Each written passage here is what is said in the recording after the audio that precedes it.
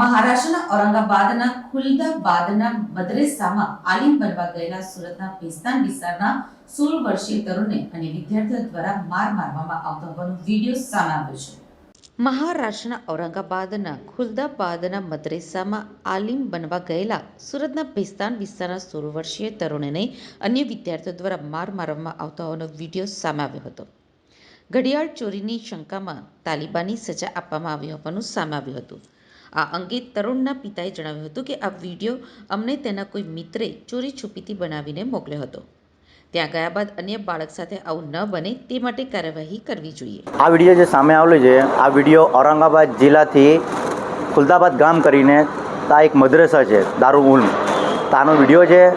ત્યાં મારો ભત્રીજો ભણે છે, 1 વર્ષથી તાલીમ પર લે છે.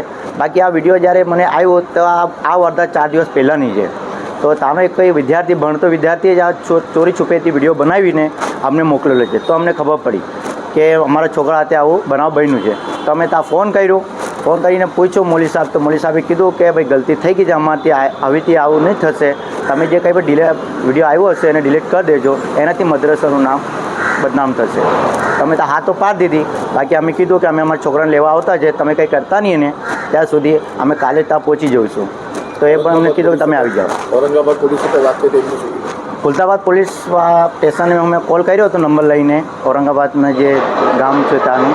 તો પેલા સાહેબે અમને ખાતરી આપી, અમે અમારી વાત સાંભળી કે વાંધો નહીં, તમે જે કીધું તો અમે ત્યાં લખી લીધું, ત્યાં ફોન પર કરી લઈશું, અમે છોકરાને ફિકર નહીં કરતા. અગર તમારી વાત સાચી છે તો તમે આવો, અમને વિડીયો બતાવો, અમે તમારા હાથે જઈને છોકરાનો કબજો લઈ શકતા છીએ. જે વિદ્યાર્થીને મારી ગયા છે તે કોના આદેશ પર મારતા હતા? એ જે વિદ્યાર્થી મારતા હતા એ તાના જ મૌલવી સાહેબ જે વિદ્યાર્થીને ભણાવે છે એ મૌલવીના આદેશથી છોકરાને માર્યું છે. મારવાની વજહ શું? મારવાની વજહ નજીવી બાબત હતી કે છોકરાએ કંઈ બીજા વિદ્યાર્થીઓને કંઈ ઘડિયાળ પસંદ આવ્યો હશે તો વગર પૂછે રાખી લીધું હતું. જે એ લોકોને કંઈ કેમેરામાં મદ્રસાના કેમેરામાં જોવા મળ્યું તો પછી આ સજા એને કરવામાં આવી હતા. તમે શું માનો છો, આવી સજા મળવી છે બાળકને? હા, આવી સજા બાળકને મળે?